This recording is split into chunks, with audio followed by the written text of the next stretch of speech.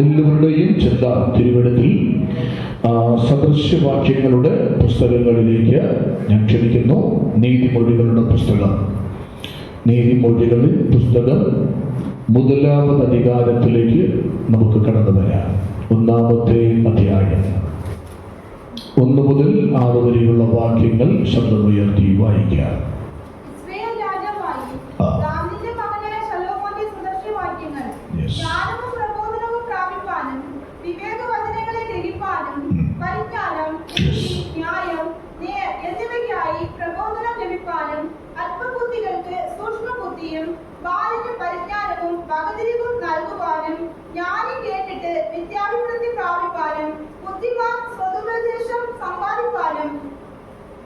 സദൃശ്യവാക്യങ്ങളും അലങ്കാര വചനങ്ങളും ജ്ഞാനികളുടെ മൊഴികളും കടൽക്കഥകളും മനസ്സിലാക്കുവാനും അവ ഉതകുന്നു.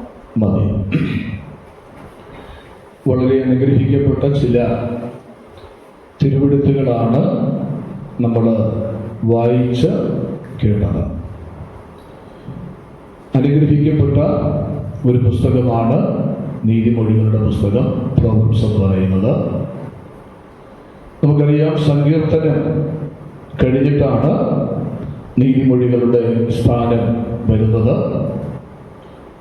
നമ്മൾ തിരുവെഴുത്ത് ബൈബിൾ നമ്മൾ തിരിച്ചു പഠിക്കുമ്പോൾ നമ്മൾ കാവ്യപുസ്തകങ്ങൾ അല്ലെങ്കിൽ പൊളിറ്റിക്കൽ ബുക്സ് എന്ന് പറഞ്ഞിട്ട് ചില പുസ്തകങ്ങൾ നമ്മൾ തിരുവെഴുത്തിൽ കാണുന്നുണ്ട്. അതിൽ കാവ്യപുസ്തകങ്ങളിൽ 1-ാമത്തേതാണ് യോബ്, അത് കഴിഞ്ഞ് വരുന്നതാണ് സങ്കീർത്തനം, പിന്നെ നീതിമൊഴികൾ, പ്രസംഗി, ഉന്നതപ്പാട്ട്. ഈ 5 പുസ്തകങ്ങളെ നമ്മൾ കാവ്യപുസ്തകങ്ങൾ അല്ലെങ്കിൽ പൊളിറ്റിക്കൽ ബുക്സ് എന്നാണ് അറിയപ്പെടുന്നത്. ചില വേദപണ്ഡിതന്മാർ തുലമ്പലിന്റെ പുസ്തകവും അതിൻ്റെ എഴുത്തിൻ്റെ ഘടനയനുസരിച്ച് ഈ ഗണത്തിൽ തന്നെ ഉൾപ്പെടുത്തിയിട്ടുള്ളതായിട്ട് നമ്മൾ മനസ്സിലാക്കുന്നു. ഞാൻ പറഞ്ഞല്ലോ, സങ്കീർത്തനം കഴിഞ്ഞ് തൊട്ടടുത്താണ് നീതിമൊഴികളുടെ സ്ഥാനം. നമ്മൾ സങ്കീർത്തനം പഠിക്കുമ്പോൾ അതൊരു ഡിവോഷണലായിട്ടുള്ള ഒരു പുസ്തകമാണ് സങ്കീർത്തനം എന്ന് പറയുന്നത്. നമുക്കറിയാം, നമ്മൾ സങ്കീർത്തനം വായിക്കുമ്പോൾ നമ്മൾ ദൈവത്തെ സ്തുതിക്കും, പ്രാർത്ഥനയ്ക്കായി മുട്ടുകുത്തും, ആരാധിക്കും. ഇത്തരത്തിലുള്ള നല്ല അനുഭവങ്ങൾ സങ്കീർത്തന വായനയിലൂടെ നമുക്ക് ലഭ്യമാണ്. എന്നാൽ അതിൻ്റെ തൊട്ടു പിന്നാലെ വരുന്ന നീതിമൊഴികളുടെ പുസ്തകത്തിൽ വരുമ്പോൾ ആ അനുഭവത്തിൽ നിന്ന് നമ്മൾ മാറുകയാണ്. യഥാർത്ഥത്തിൽ ഈ പ്രോവർബ്സ് എന്ന് പറയുന്നത് മൊത്തത്തിൽ ക്രിസ്ത്യൻ ലൈഫിൻ്റെ ഒരു പ്രാക്ടിക്കലായിട്ടുള്ള അനുഭവത്തിലേക്കാണ് ഈ സദൃശ്യവാക്യങ്ങളുടെ പുസ്തകം നമ്മെ എന്ത് ചെയ്യുന്നത്, നടത്തുന്നത്. സങ്കീർത്തനത്തിൽ പാടിയവർ, പ്രാർത്ഥിച്ചവർ, സ്തോത്രം ചെയ്തവർ, ആരാധിച്ചവർ, അങ്ങനെ ഈ സദൃശ്യവാക്യത്തിലേക്ക് വരുമ്പോൾ അവൻ പ്രാർത്ഥനയിൽ എഴുന്നേൽക്കുന്നു, തൻ്റെ കാലിനെ നിവർത്തി നിർത്തുന്നു, അവൻ നടക്കുവാനായിട്ട് ആരംഭിക്കുന്നു. എന്ന് പറഞ്ഞാൽ ക്രിസ്തീയ ജീവിതം എന്നത് 2-3 മണിക്കൂർ പ്രാർത്ഥനയിലോ ബൈബിൾ വായനയിലോ ആരാധനയിലോ ഒതുങ്ങുന്നതല്ല ക്രിസ്തീയ ജീവിതം എന്നുള്ള വളരെ അനുഗ്രഹിക്കപ്പെട്ട ഒരു യാഥാർത്ഥ്യമാണ് ഈ ഗ്രന്ഥം നമുക്ക് തരുന്നത്. എന്ന് പറഞ്ഞാൽ, പ്രാർത്ഥനയിലും എഴുന്നേറ്റവൻ, ആരാധനയിലും എഴുന്നേറ്റവൻ അവൻ തൻ്റെ പ്രായോഗിക ജീവിതത്തിനായി തൻ്റെ കാലുകളെ മുന്നോട്ട് വയ്ക്കുകയാണ്. തൻ്റെ ജോലിക്കായി കടന്നു പോകുന്നു, ഓഫീസിലേക്ക് പോകുന്നു, പർച്ചേസിങ്ങിന് പോകുന്നു, ആ ആവശ്യമുള്ളവരെ സഹായം എത്തിക്കാനായി കടന്നു പോകുന്നു. ജീവിതത്തിന്റെ വിവിധ ഉത്തരവാദിത്വങ്ങളിലേക്ക് അവൻ എന്ത് ചെയ്യുന്നു, നടന്നു നീങ്ങുന്ന ആ സാഹചര്യത്തിൽ നമ്മുടെ പ്രാർത്ഥന, നമ്മുടെ ആരാധന, നാം ദൈവത്തോട് പുലർത്തിയ ആത്മീക അനുഭവങ്ങൾ ഇതുമായി സത്യസന്ധത പുലർത്തുന്നോ എന്ന് പരിശോധിക്കുവാൻ വേണ്ടി കൂടെയാണ് ഈ പുസ്തകം നമുക്ക് നൽകപ്പെട്ടിരിക്കുന്നത്. മനസ്സിലായവർ കർത്താവിന്റെ കരമുയർത്തി ഒരു മഹത്വം കൊടുത്താട്ടെ. അപ്പോ ഈ സദൃശ്യവാക്യം എന്ന് പറയുമ്പോൾ തന്നെ നമുക്കറിയാം ഒരു വലിയ എന്താണ് സദൃശ്യവാക്യം എന്ന് ചോദിച്ചാൽ അതിനൊരു ഡെഫിനിഷൻ ഇങ്ങനെ പറയാൻ കഴിയും. ഒരു വലിയ നീണ്ട പരിചയത്തിന്റെ അല്ലെങ്കിൽ അനുഭവത്തിന്റെ വെളിച്ചത്തിൽ നിന്ന് ഉരുത്തിരിഞ്ഞ ഒരു ചെറിയ പ്രസ്താവനയാണ് സദൃശ്യവാക്യം അല്ലെങ്കിൽ നീതിമൊഴികൾ എന്ന് നമുക്ക് പറയാൻ കഴിയും. വലിയ അനുഭവത്തിന്റെ വെളിച്ചത്തിൽ നിന്ന് അല്ലെങ്കിൽ വലിയ പരിചയത്തിന്റെ വെളിച്ചത്തിൽ നിന്ന് ഉരുത്തിരിഞ്ഞു വന്ന ഒരു ചെറിയ അനുഭവം. അത് വേണമെങ്കിൽ ഒരു പ്രത്യേക സത്യത്തെ കടങ്കഥയായോ ഉപമയായോ പാരബിളായോ വെളിപ്പെടുത്തിയിരിക്കുന്നതാണ് സദൃശ്യവാക്യം എന്ന് നമുക്ക് മനസ്സിലാക്കാനായിട്ട് കഴിയും. ഞാൻ ഒന്ന് രണ്ട് കാര്യങ്ങളാണ് ആമുഖമായി ഞാൻ ഈ പുസ്തകത്തെ കുറിച്ച് നിങ്ങളോട് പങ്കുവയ്ക്കുന്നത്. നമ്മൾ ഈ പുസ്തകം പഠിക്കുമ്പോൾ ഈ പുസ്തകത്തിൽ പ്രത്യേകിച്ച് മറ്റുള്ള ആർഗ്യുമെന്റുകൾ ഒന്നുമില്ല. ഈ പുസ്തകം വ്യാഖ്യാനിക്കാൻ പ്രത്യേകിച്ചുള്ള പഠന പരമ്പരയുടെ ആവശ്യം വരുന്നില്ല. ഇല്ല, ഡയറക്റ്റായി നമുക്ക് വായിക്കുമ്പോൾ തന്നെ അത് മനസ്സിലാക്കാൻ കഴിയുന്ന നിലയിലാണ് ഈ പുസ്തകത്തിന്റെ എഴുത്തുകൾ എന്ത് ചെയ്തിരിക്കുന്നത്, ചിട്ടപ്പെടുത്തിയിരിക്കുന്നത്.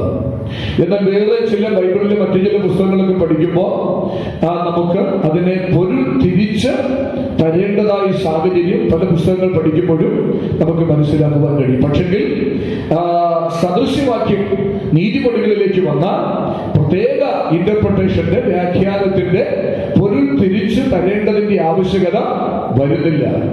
അക്ഷരാഭ്യാസമുള്ള ആർക്ക് വായിച്ചാലും മനസ്സിലാകുന്ന നിലയിലാണ് ഇതിന്റെ എഴുത്തുകൾ ക്രമീകരിച്ചിരിക്കുന്നത് എന്ന് നമുക്ക് മനസ്സിലാക്കുവാൻ കഴിയും. അതുകൊണ്ടാണ് ഞാൻ പറഞ്ഞത്, ഇതിൽ മറ്റുള്ള ആർഗ്യുമെന്റുകൾ ഒന്നും തന്നെ ഇല്ല.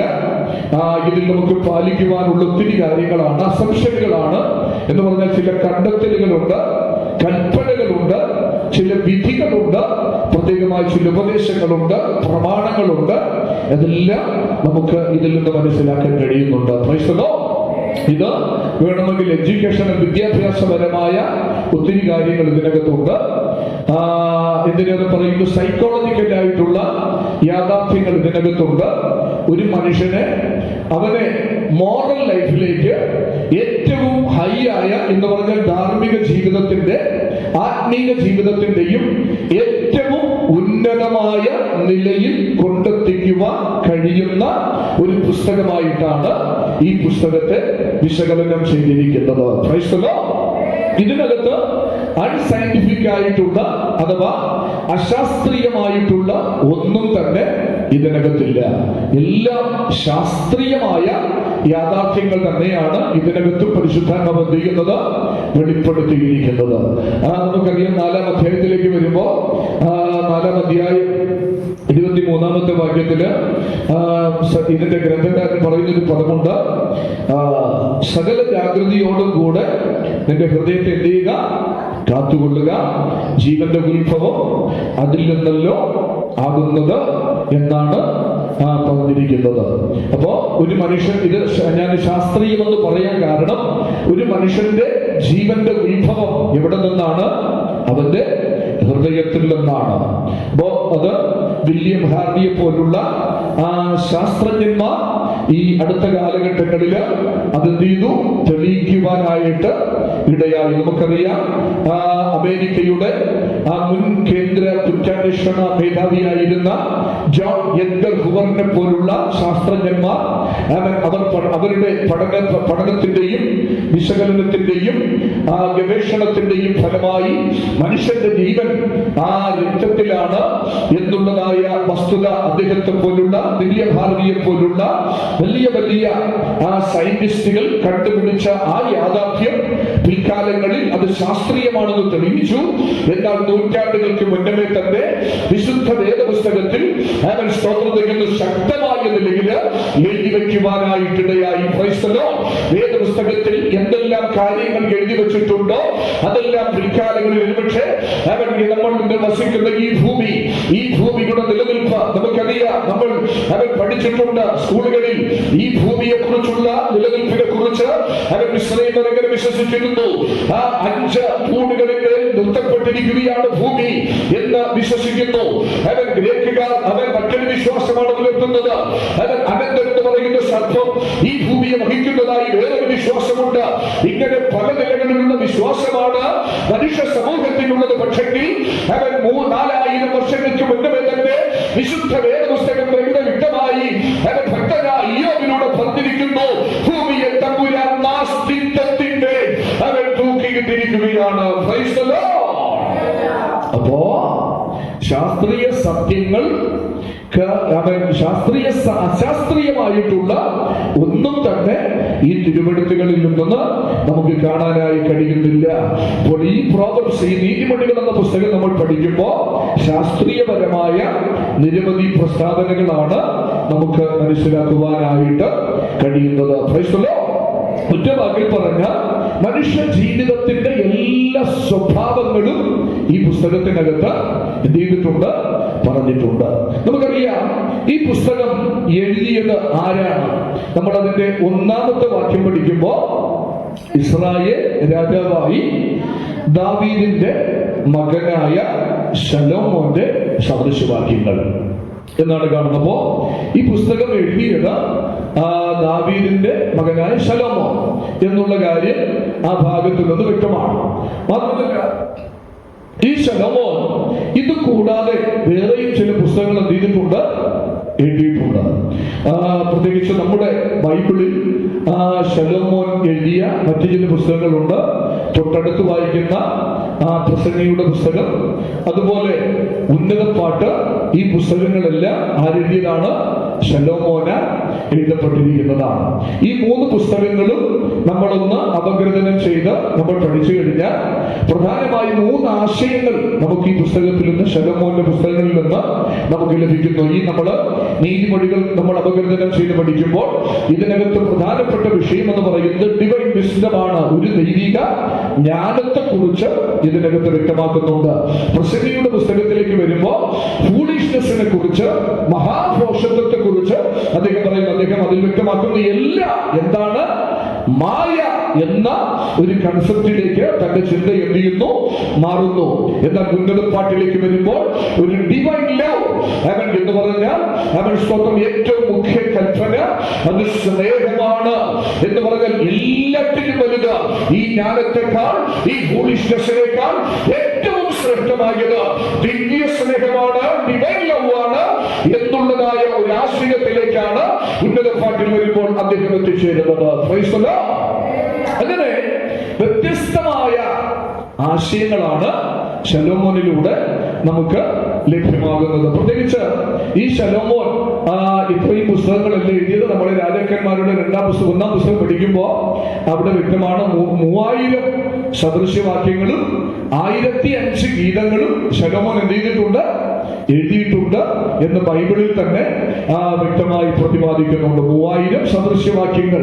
ഇപ്പോൾ നമുക്ക് ഇതിനകത്ത് നൽകപ്പെട്ടിരിക്കുന്നത് വളരെ കുറച്ച് 1000-ന് താഴെയുള്ള നീതിമൊഴികൾ മാത്രമേ നമ്മുടെ കയ്യിൽ ലഭിക്കപ്പെട്ടിട്ടുള്ളൂ. ഇതുകൂടാതെ ആയിരക്കണക്കിന് നീതിമൊഴികൾ ശലോമോൻ എന്ത് ചെയ്തിട്ടുണ്ട്, എഴുതിയിട്ടുണ്ട്. അദ്ദേഹം 1005 ഗീതങ്ങൾ എഴുതിയിട്ടുള്ളതിൽ അവൻ ഏറ്റവും ഉത്തമമായ, ഏറ്റവും ശ്രേഷ്ഠമായ അവൻ ഒരു ഗീതത്തിന്റെ ചില താളുകളാണ് നമ്മുടെ കയ്യിൽ ലഭിച്ചത്. അതാണ് ഉന്നതപ്പാട്ട് എന്ന് പറയുന്നത്. അങ്ങനെ അവൻ വളരെ അനുഗ്രഹിക്കപ്പെട്ട സംഭാവന അവൻ ദൈവവചനത്തിലൂടെ നൽകിയിരിക്കുന്ന അനുഗ്രഹീതനായ ഒരു എഴുത്തുകാരനായിട്ട് നമുക്ക് ശലോമോനെ കാണാനായി കഴിയുന്നുണ്ട്. അപ്പോ ആരാണ് ഈ ശലോമോൻ? നമ്മളതിന്റെ തലക്കെട്ടിൽ വായിക്കുന്നു, ഇസ്രായേൽ രാജാവായി ദാവീദിന്റെ മകൻ. അപ്പോ ദാവീദിന്റെ മകനാണ് ഇതിന്റെ എഴുത്തുകാരൻ. അദ്ദേഹം ഇസ്രായേലിന്റെ 3-ാമത്തെ രാജാവായിരുന്നു എന്ന് നമുക്ക് എന്ത് ചെയ്യുന്നുണ്ട്, മനസ്സിലാക്കാനായി കഴിയുന്നുണ്ട്. ഈ പുസ്തകം ഞാൻ പറഞ്ഞല്ലോ, ഇതിൽ ഏറ്റവും പ്രകടമായിരിക്കുന്ന വിഷയം ഡിവൈൻ വിസ്ഡം എന്നുള്ളതാണ്. ദൈവികമായ ജ്ഞാനം എന്നുള്ളതാണ് ഇതിനകത്ത് അദ്ദേഹം ഫോക്കസ് ചെയ്യുന്ന ഏറ്റവും പ്രധാനപ്പെട്ട വിഷയം. ഇവിടെ നമ്മൾ മനസ്സിലാക്കുന്നു, ഈ ശലോമോൻ ഇസ്രായേലിന്റെ 3-ാമത്തെ രാജാവായി യഥാർത്ഥത്തിൽ അദ്ദേഹം സ്വയമായി അവരോധിക്കപ്പെടുക ആയിരുന്നില്ല. നമ്മൾ വായിക്കുന്ന ഗിബെയോനില് ദൈവം തമ്പുരാൻ യഥാർത്ഥത്തിൽ പുള്ളിക്കാരന് ദൈവം തമ്പുരാനാണ് പിടിച്ചുകൊണ്ടുവന്ന് ഈ സ്ഥാനത്തേക്ക് വയ്ക്കുവാനായിട്ടിടയായത്. ഇപ്പോ ഒരു ദിവസം രാത്രിയിൽ ഗിബെയോനിൽ അദ്ദേഹം ആയിരിക്കുമ്പോ, വിശ്രമത്തിലായിരിക്കുമ്പോ തമ്പുരാൻ ഈ ശലോമോൻ എന്ത് ചെയ്തു? പ്രത്യക്ഷപ്പെടുവാനായിട്ടിടയായി. അപ്പൊ എങ്ങനെയാണ് അദ്ദേഹം ഇത്രയും ജ്ഞാനസമ്പൂർണനായി തീർന്നത് എന്നുള്ളത് ആ പ്രത്യക്ഷതയിലൂടെ നമുക്ക് മനസ്സിലാക്കുവാനായിട്ട് കഴിയുന്നുണ്ട്. അങ്ങനെ ദൈവം തമ്പുരാൻ ആ ഗിബെയോനിൽ വെച്ച് പ്രത്യക്ഷപ്പെട്ടിട്ട് ഈ ശലോമോനോട് ചോദിച്ചു, നിനക്ക് വേണ്ടുന്ന വരം നീ എന്ത് ചെയ്യുക? ചോദിച്ചു കൊള്ളുക. അപ്പോ വേണ്ടുന്ന വരം ചോദിച്ചു കൊള്ളുവാൻ അദ്ദേഹത്തോട് ആവശ്യപ്പെട്ടപ്പോൾ അദ്ദേഹം വളരെ മനോഹരമായ ഒരു മറുപടിയാണ് അദ്ദേഹം പറഞ്ഞത്. ഒന്നാമത് അദ്ദേഹം മറുപടി പറയുന്നതിന് മുന്നമേ തന്നെ അവൻ ശലോമോൻ പറഞ്ഞത് എന്താണെന്ന് അറിയാമോ? അവൻ സ്തോത്രം ദൈവമേ, അവിടുന്ന് ചെയ്തിരിക്കുന്ന വലിയ കൃപയ്ക്കായി അവൻ അങ്ങേക്ക് നന്ദി പറയുന്നു എന്ന് പറഞ്ഞ് അവൻ ദൈവത്തിന് ആദ്യം മഹത്വം കരയ്ക്കുവാനിടയായി. എന്നിട്ട് തന്റെ പിതാവായ ദാവീദിനോട് ദൈവം ചെയ്തിരിക്കുന്ന അവൻ ഉടമ്പടിയെയും വിശ്വസ്തതയെയും അദ്ദേഹം അനുസ്മരിച്ചിട്ട് അവൻ ദൈവത്തോട് അവൻ സ്തോത്രം തന്റെ ഹൃദയത്തിന്റെ വാഞ്ചയെ അവൻ തുറന്നു പറയുന്ന സാഹചര്യമാണ് നമ്മൾ അവിടെ കാണുവാനായിട്ട് കഴിയുന്നത്. Praise the Lord. എന്താണ് നമ്മൾ ഇതിൽ നിന്ന് പഠിക്കേണ്ടത്? അവൻ പലപ്പോഴും ദൈവം തമ്പുരാൻ നമ്മുടെ അടുക്കലും ഒരുപക്ഷെ അശരീരിയായോ ദൈവവചനത്തിലൂടെയോ ഇതുപോലുള്ള സന്ദേശങ്ങളിലൂടെയോ നമ്മുടെ അടുക്കലേക്ക് വരുമ്പോൾ നമ്മുടെ ആവശ്യങ്ങൾ എന്താണെന്ന് ചോദിക്കുമ്പോൾ അവൻ സ്തോത്രം നമ്മൾ ദൈവത്തിന് നന്ദി പറയാൻ വിട്ടുപോകുന്നു. ദൈവം ചെയ്ത വാഗ്ദത്തങ്ങളും ഉടമ്പടികളും നമ്മൾ മറന്നുപോകുന്നു. അവൻ സ്തോത്രം നമ്മെ താഴ്ത്തുവാൻ നമ്മെ തന്നെ അർപ്പിക്കുവാൻ നമ്മൾ തയ്യാറാകുന്നില്ല. ഇവിടെ സോളമൻ ചെയ്തത് അവൻ സ്തോത്രം നിനക്ക് എന്ത് വരം വേണമെന്ന് ചോദിക്കുമ്പോൾ അവൻ ആദ്യം ചെയ്തത് ദൈവത്തിന്റെ ദയയെ ഓർത്ത് എന്റെ കർത്താവിന് നന്ദി പറയുവാനായിട്ടിടയായി. രണ്ട് പിതാവിനോട് ചെയ്ത ദാവീദിനോട് ചെയ്ത ആ വിശ്വസ്തതയും സത്യവും ആ ഉടമ്പടിയും അദ്ദേഹം ഹൃദയത്തിൽ അനുസ്മരിച്ചിട്ട് തന്നെ ദൈവസന്നിധിയിൽ താഴ്ത്തുവാനായിട്ടിടയായി. Praise God. ഇന്ന് രാത്രിയിലും പരിശുദ്ധാത്മാവ് നമ്മെ ആ തലങ്ങളിലൂടെ നടത്തുവാനായിട്ട് എന്ത് ചെയ്യുന്നുണ്ട്? ആഗ്രഹിക്കുന്നുണ്ട്. Praise the Lord. അവൻ സ്തോത്രം. എന്നിട്ട് അവൻ പുള്ളിക്കാരൻ പറഞ്ഞു, എന്തു വരം വേണമെന്ന് ചോദിച്ചപ്പോ പുള്ളിക്കാരൻ എന്താണ് പറഞ്ഞത്? പുള്ളിക്കാരൻ പറഞ്ഞു, കർത്താവേ, ഞാൻ ആരാണ്? ഞാനൊരു ബാലനാണ്. കാര്യാദികൾ നടത്തുവാനുള്ള പ്രാപ്തിയൊന്നും എനിക്കില്ല. അവൻ എണ്ണവും കണക്കുമില്ലാത്ത ജനത്തിന്റെ ഏത് ജനത്തിന്റെ? നിന്റെ ജനത്തിന്റെ, അങ്ങയുടെ ജനത്തിന്റെ മധ്യയാണ് ഞാനിരിക്കുന്നത്. സ്തോത്രം. അവൻ ഗുണവും ദോഷവും എന്താണെന്ന് തിരിച്ചറിയാനുള്ള പ്രാപ്തി എനിക്കില്ല. അവൻ അതുകൊണ്ട് ഗുണവും ദോഷവും തിരിച്ചറിഞ്ഞ് ഈ ജനത്തെ, അവൻ അങ്ങയുടെ ജനത്തെ ന്യായപാലനം ചെയ്യുവാനുള്ള വിവേകമുള്ള ഒരു ഹൃദയം എനിക്ക് തരണമേ എന്ന് അവൻ ശലോമോൻ ദൈവത്തോട് ആവശ്യപ്പെടുവാനായിട്ടിടയായി. Praise the Lord. അപ്പോ ഈ ആവശ്യം, ഈ അഭിവാഞ്ച, ഈ ഹൃദയത്തിന്റെ താല്പര്യം തമ്പുരാന് എന്തായി തോന്നി? വളരെ പ്രസാദമായി തോന്നി എന്നാണ് നമ്മൾ തിരുവെഴുത്തിൽ വായിക്കുന്നത്. പ്രിയമുള്ളവരെ, നമ്മുടെ പ്രാർത്ഥനകൾ, നമ്മുടെ യാചനകൾ അത് എങ്ങനെയുള്ളതായിരിക്കണം? ദൈവത്തിന് പ്രസാദമുള്ളതായിരിക്കണം. നമ്മളോടാണ് തമ്പുരാൻ ഇന്ന് രാത്രിയിൽ ഇവിടെ ഇറങ്ങി വന്ന് ഇപ്പോൾ നിങ്ങളോട് ചോദിക്കുകയാണ്, ഓരോരുത്തരോട് ചോദിക്കുകയാണ്, നിങ്ങൾക്ക് എന്താ വേണ്ടത് എന്ന് ചോദിച്ചാൽ നിങ്ങൾ എന്തായിരിക്കും മറുപടി പറയുക? കർത്താവേ, എനിക്ക് നടുവേദനയാണ്, എനിക്ക് പല്ലുവേദനയാണ്, എനിക്ക് തോളുവേദനയാണ്, എനിക്ക് ഇതിൽ നിന്നൊരു വിടുതൽ തന്നാൽ മതി എന്നായിരിക്കും നമ്മളിൽ പലരും പറയുക. അല്ലെങ്കിൽ പറയും, എനിക്ക് ഇത്ര ലക്ഷം രൂപയുടെ കടമുണ്ട്, എനിക്ക് നല്ലൊരു വീടില്ല, എനിക്ക് കയറി പോകാൻ, എനിക്ക് യാത്ര ചെയ്യാൻ ഒരു വാഹനത്തിന്റെ ആവശ്യമുണ്ട്, എനിക്ക് അല്പം സ്ഥലം മാത്രമേ ഉള്ളൂ, അതുകൊണ്ട് 5 സെന്റ് സ്ഥലം കൂടെ വേണം. ഇതൊക്കെയായിരിക്കും മറ്റു പലരും പറയുന്നത്. എന്നാൽ ശലോമോനെ പോലുള്ള ഒരു ചെറുപ്പക്കാരനായ ഒരു യുവാവായ ഒരു രാജ കുടുംബത്തിൽ ഒരുപക്ഷെ വളർത്തപ്പെട്ട എല്ലാ സുഖ സൗകര്യങ്ങളും അനുഭവിക്കുന്ന ആ ചെറുപ്പക്കാരൻ അവൻ തമ്പുരാൻ പ്രത്യക്ഷപ്പെട്ടപ്പോൾ അവൻ ദൈവത്തെ ആവശ്യപ്പെട്ടതനുസരിച്ച് അദ്ദേഹം പറയുക, കർത്താവേ, ഞാൻ ബാലനാണ്, ഞാൻ വിവേകമില്ലാത്തവനാണ്, ഞാൻ അറിവില്ലാത്തവനാണ്, കാര്യങ്ങൾ നടത്തുവാനുള്ള Praise the Lord. തന്നെ തന്റെ ബലഹീനതയെ, തന്റെ അയോഗ്യതയെ, തന്റെ കഴിവില്ലായ്മയെ എന്ത് ചെയ്യുന്നു? ദൈവം മുൻപിൽ അവൻ പറയുന്നു, ദൈവത്തോട് ആവശ്യപ്പെടുന്നു. അപ്പോൾ ദൈവത്തോട് അവൻ അത്തരത്തിലൊരു അപേക്ഷ കഴിക്കുമ്പോൾ തമ്പുരാന് അത് പ്രസാദമായി തോന്നി എന്നതാണ്. അങ്ങനെയെങ്കിൽ ഇന്ന് രാത്രിയിലും നമ്മുടെ പ്രാർത്ഥനകൾ, നമ്മുടെ യാചനകൾ നമ്മുടെ ദൈവത്തിന് പ്രസാദമായി തീരട്ടെ. Praise the Lord. എന്താണ് സംഭവിച്ചത്? ഈ പ്രാർത്ഥനയിൽ ദൈവം തമ്പുരാൻ പ്രസാദിച്ചപ്പോൾ ദൈവം തമ്പുരാൻ പറഞ്ഞത് എന്താണെന്ന് അറിയാമോ? രാജാക്കന്മാരുടെ പുസ്തകം 1-ാം പുസ്തകം 3-ാം അധ്യായം 10-ാമത്തെ വാക്യത്തിലോട്ട് വരുമ്പോൾ ഈ പ്രാർത്ഥന ദൈവത്തിന് പ്രസാദമായി. എന്നിട്ട് ജ്ഞാനവും വിവേകവുമുള്ള ഹൃദയം അവൻ നിനക്ക് തന്നിരിക്കുന്നു എന്ന് അവൻ ദൈവം തമ്പുരാൻ ശലോമോനോട് പറയുവാനിടയായി. ദൈവം ശലോമോൻ ദൈവത്തോട് ചോദിച്ചത് പ്രസാദമായെന്ന് തമ്പുരാൻ മനസ്സിലാക്കിയപ്പോ അതിന് തമ്പുരാൻ എന്ത് ചെയ്തില്ല? ഡിലേ വരുത്തിയില്ല, താമസം വരുത്തിയില്ല. ഉടൻ തന്നെ തമ്പുരാൻ എന്ത് ചെയ്തു?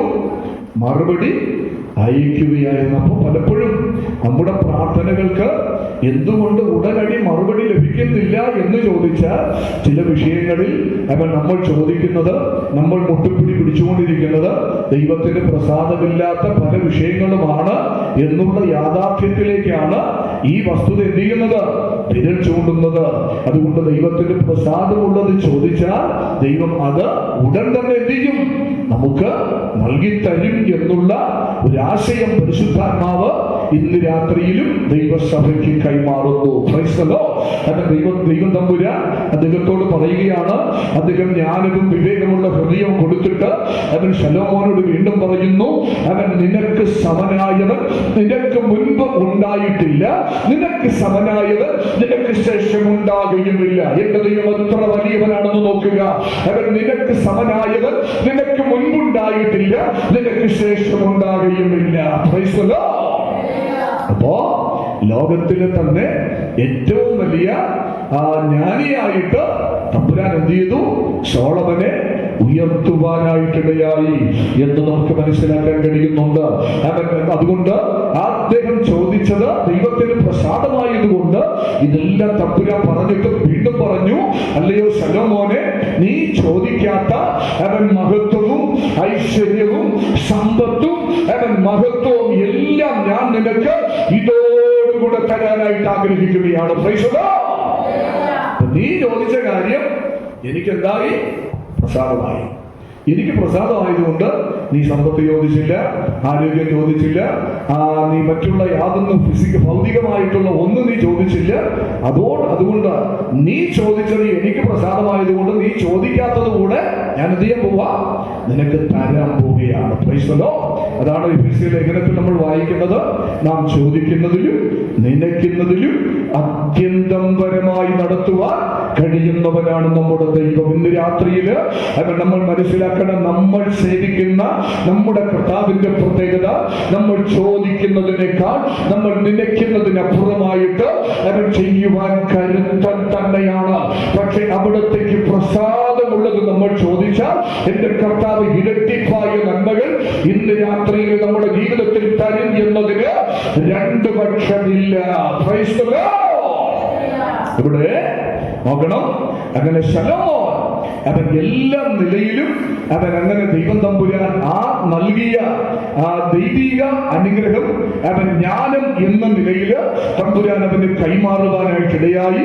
അങ്ങനെ ലോകത്തിലെ തന്നെ ഏറ്റവും ഉന്നതനായ ഒരു ജ്ഞാനിയായി ശലോമോൻ എന്ത് ചെയ്തു? മാറ്റപ്പെടുന്നതായി നമ്മൾ വായിക്കുന്നു. രാജാക്കന്മാരുടെ 1-ാം പുസ്തകം 4-ാം അധ്യായം നമ്മൾ പഠിക്കുമ്പോൾ അതിന്റെ 20 മുതൽ 34 വരെയുള്ള വാക്യങ്ങൾ നിങ്ങൾ വീട്ടിൽ ചെന്ന് പഠിച്ചാൽ മതി. ആ പാസേജ് നമ്മൾ വായിച്ചാൽ ശലോമോന്റെ വലിയ വലിയ നേട്ടങ്ങളുടെ വലിയൊരു ഹിസ്റ്ററി നമുക്ക് ആ ഭാഗങ്ങളിലൊക്കെ കാണാനായിട്ട് കഴിയുന്നുണ്ട്. അവൻ ശലോമോനോട് ദൈവം പറഞ്ഞു, നിനക്ക് വലിയ ജ്ഞാനവും ബുദ്ധിയും വിവേകമുള്ള ഹൃദയവും മാത്രമല്ല, കടൽക്കരയിലെ മണൽ പോലെ ഹൃദയ വിശാലതയും നിനക്ക് തരുന്നു എന്നാണ് കർത്താവ് പറയുവാനിടയായത്. Praise the Lord. ഇടുങ്ങിയ ഹൃദയമല്ല, ഒരു വിശാലമായ ഹൃദയം ഞാൻ നിനക്ക് എന്ത് ചെയ്യാൻ പോവുക? തരാനായി പോകുക. Praise the Lord. മാത്രമല്ല പൂർവ്വ ദിഗ്വാസികളിലും വെച്ച് എല്ലാ ജ്ഞാനികളിലും വെച്ച് ഈ മനുഷ്യൻ വളരെ ശ്രേഷ്ഠനായിരുന്നു. നമുക്കറിയാം ആ കാലഘട്ടത്തിൽ ജ്ഞാനികൾ എന്ന് അഭിമാനിച്ചിരുന്ന ഒരു കൂട്ടം വ്യക്തികൾ ഉണ്ടായിരുന്നു. യസ്രാഹ്യനായ ഏഥാൻ എന്ന് പറയുന്ന ഒരു ജ്ഞാനി ഉണ്ടായിരുന്നു. മാഹേലിന്റെ പുത്രന്മാരായ ഹേമാൻ, കൽക്കോൽ, ദർദ എന്ന് പറയുന്ന ചില വ്യക്തികൾ ആ കാലഘട്ടത്തിൽ ഉണ്ടായിരുന്നു. അവരെക്കാൾ ജ്ഞാനം എന്റെ തമ്പുരാൻ ശലോമോന് കൈമാറുവാനായിട്ടിടയായി. ദൈവം ഒരു കാര്യം നമ്മൾ ചെയ്താൽ അത് പൂർണ്ണമായും ചെയ്യുന്നവനാണ്. ഭാഗികമായിട്ടൊന്നും ചെയ്യത്തില്ല. എന്റെ കർത്താവ് അനുഗ്രഹിച്ച ആ അനുഗ്രഹത്തിനൊരു പൂർണ്ണതയുണ്ട്. എത്ര പേർ വിശ്വസിക്കുന്നുണ്ട്?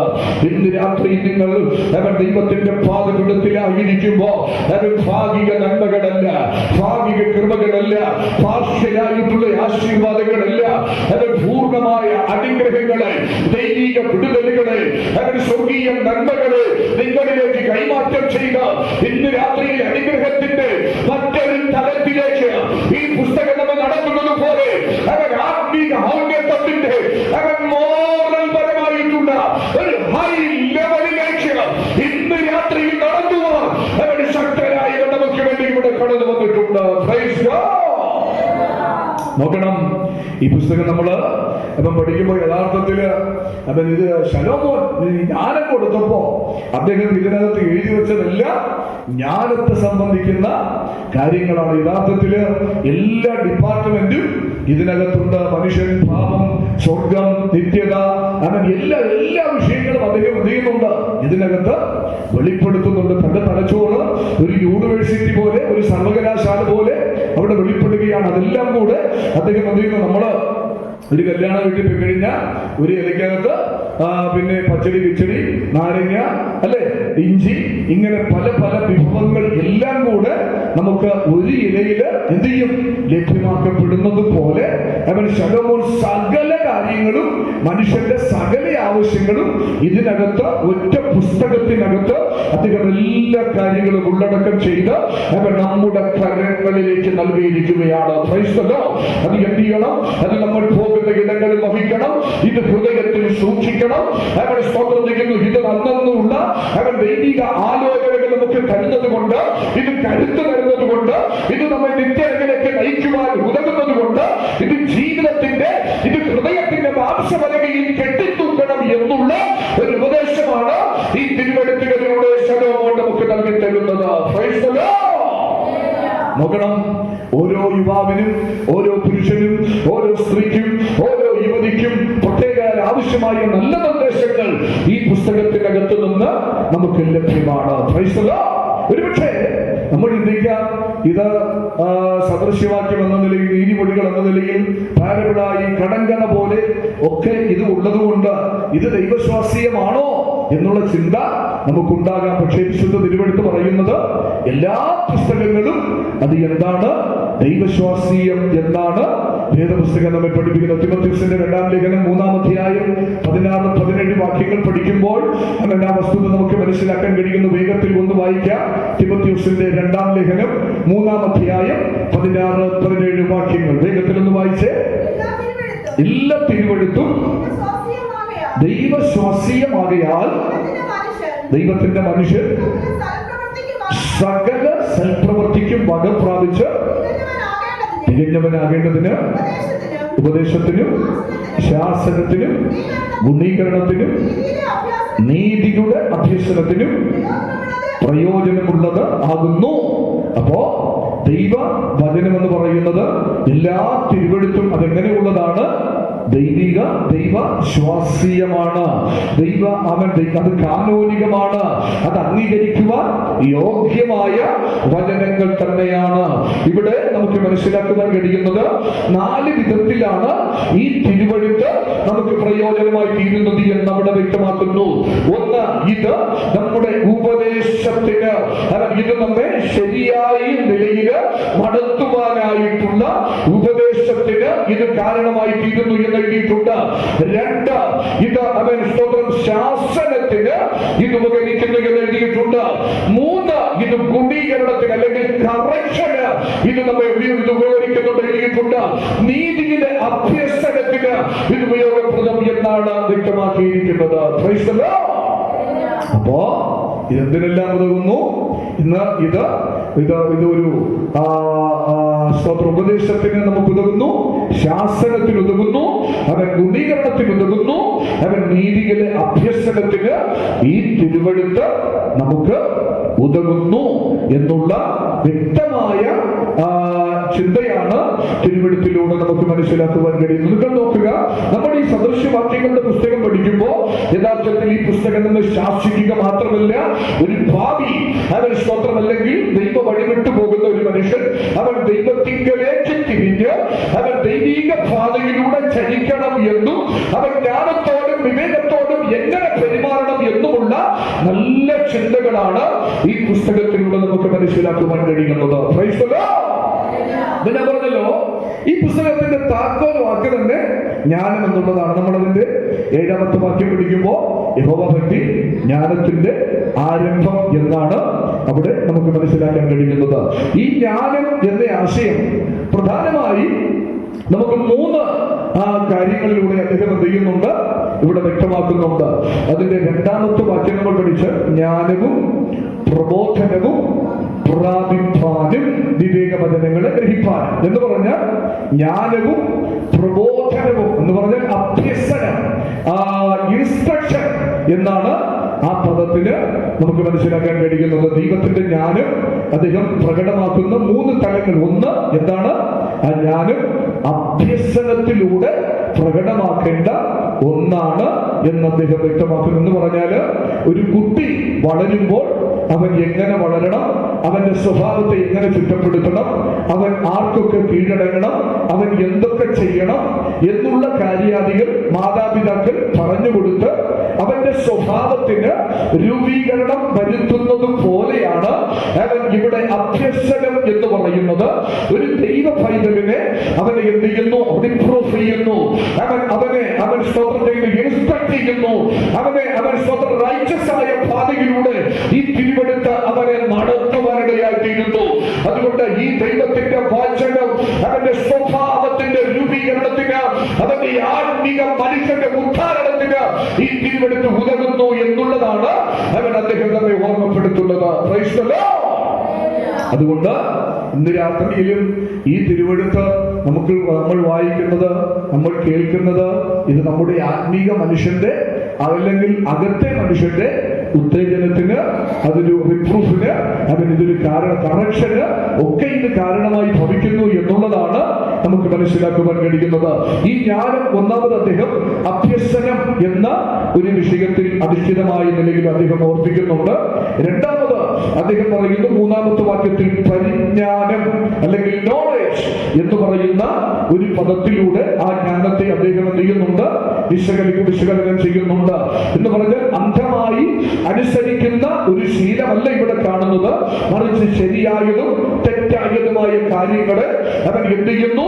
അവൻ ശരിയായ നിലയിൽ വിശകലനം ചെയ്ത് ഭേദങ്ങളെ തിരിച്ചറിഞ്ഞ് അവൻ ശരിയായ നിലയിൽ പോകുന്ന ഒരു അനുഭവമാണ് പരിജ്ഞാനം എന്ന ആശയമുണ്ട്, അല്ലെങ്കിൽ നോളേജ് എന്ന ആശയമുണ്ട്. നമുക്ക് അവിടെ ആ ഭാഗത്തു നിന്ന് മനസ്സിലാക്കുവാനായി കഴിയുന്നത്. ഫിലിപ്പിയ ലേഖനം പഠിക്കുമ്പോൾ 1-ാം അധ്യായം 9-10 വാക്യങ്ങളിൽ പൗലോസ് അപ്പോസ്തലൻ ഈ വർത്തമാനം ഈ കാര്യം വളരെ വ്യക്തമായ നിലയിൽ അദ്ദേഹം ആവർത്തിച്ചു പറയുന്നുണ്ട്. ഒന്ന് വായിച്ചാട്ടെ. ഫിലിപ്പിയ ലേഖനം 1-ാം അധ്യായം 9-10 വാക്യങ്ങൾ വേഗത്തിൽ വായിച്ചാട്ടെ. ദീർഘപരിജ്ഞാനത്തിലും സകല വിവേകത്തിലും എന്ത് ചെയ്യണം? വർദ്ധിച്ചു വരണം. നിങ്ങൾ ഭേദങ്ങൾ എന്ത് ചെയ്യണം? വിവേചിക്കണം. ക്രിസ്തുവിന്റെ നാളിലേക്ക് ദൈവത്തിന്റെ മഹത്വത്തിനും പുകഴ്ചയ്ക്കുമായി ക്രിസ്തു യേശുവിനാൽ തീരണം എന്നും പ്രാർത്ഥിക്കുന്നു. Praise the Lord. അപ്പോ നമ്മൾ ഭേദങ്ങളെ തിരിച്ചറിഞ്ഞിട്ട് അത് വിവേചിച്ചറിഞ്ഞിട്ട് ശരി ഏതാണ് തെറ്റേതാണ്? ഞാൻ ഇങ്ങനെ പ്രാർത്ഥിച്ചാൽ മതിയോ? ഈ നിലയിൽ ജീവിച്ചാൽ മതിയോ? ആലയത്തിൽ ഈ നിലയിൽ പോയാൽ മതിയോ? ദൈവത്തോടുള്ള കൂട്ടായ്മ ബന്ധം ഇങ്ങനെ തുടർന്നാൽ മതിയോ? ഇത് നമ്മൾ എന്ത് ചെയ്യണം? ഓരോ ദിവസവും ഡിസൈൻ ചെയ്യണം. ഓരോ ദിവസം നമ്മൾ തിരിച്ചറിഞ്ഞുകൊണ്ടിരിക്കണം. അപ്പോൾ നമ്മൾ അതിനെക്കുറിച്ച് ചിന്തിക്കണം.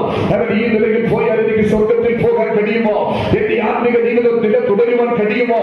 അതോ ഞാൻ പരാജിതനായി തീരുമോ? എന്റെ ഓട്ടക്കളത്തിൽ ഞാൻ പട്ടുപോകുമോ?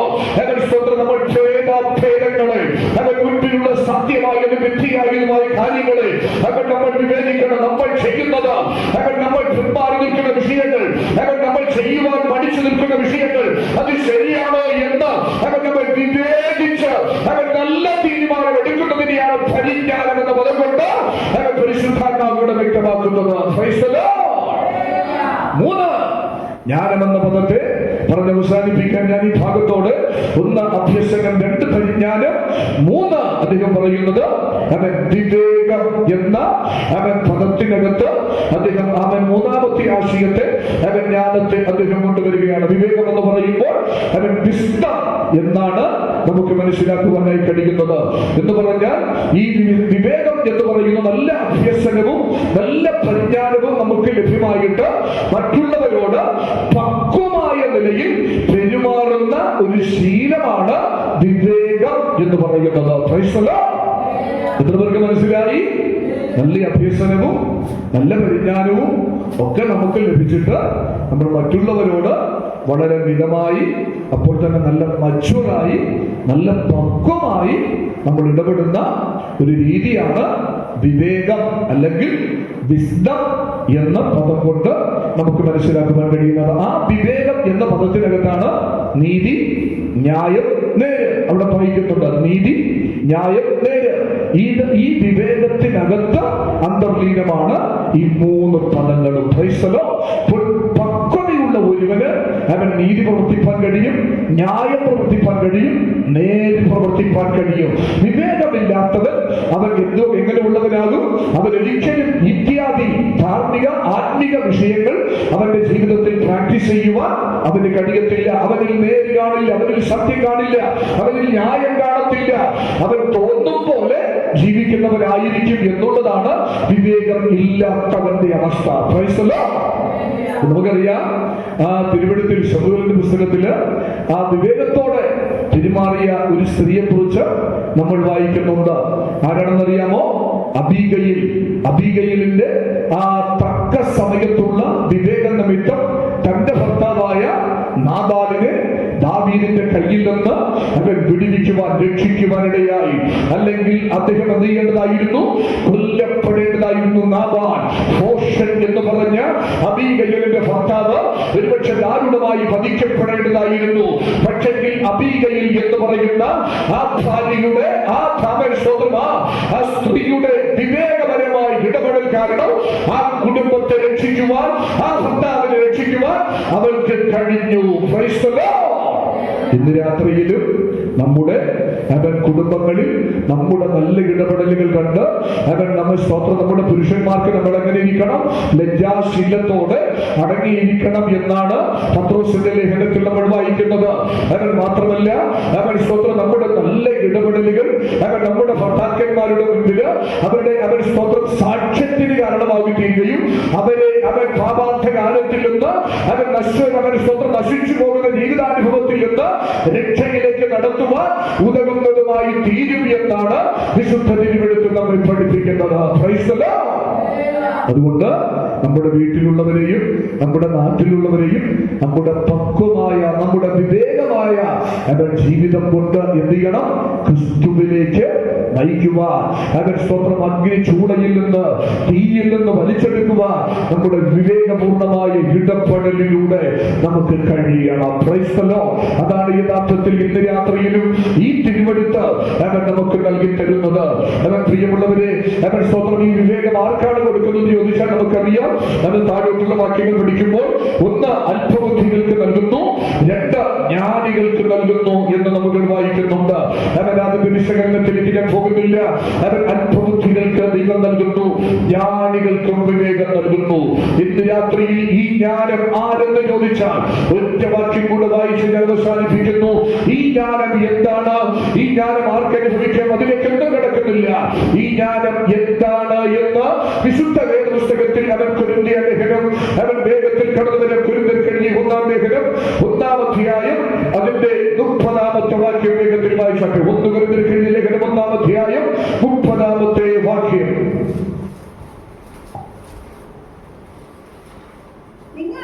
നിങ്ങളോ അവനാൽ ക്രിസ്തുയേശുവിൽ ഇരിക്കുന്നു.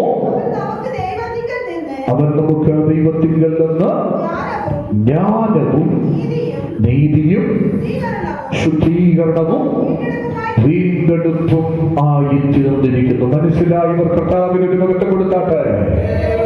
ഇവിടെ ആരാണ് നമ്മുടെ ജ്ഞാനമായി തീർന്നിരിക്കുന്നത്? യേശു കർത്താവ്. Praise the Lord. അവൻ നമ്മുടെ ജ്ഞാനവും നീതിയും ശുദ്ധീകരണവും വീണ്ടെടുപ്പുമായി തീർന്നിരിക്കുന്നു. അവൻ അതിന്റെ നിറവ് നമുക്ക് യേശുവിലാണ് കാണാൻ കഴിയുന്നത്. ജ്ഞാനത്തിന്റെ ഉറവിടം മിശിഹയാണ്, യേശു കർത്താവാണ്. നമ്മൾ ഇതിന്റെ 23 വായിക്കുന്ന ഞാൻ ദാവീദിന് അവൻ നീതിയുള്ള ഒരു മുളയെ ഉത്ഭവിക്കുന്ന കാലം വരും.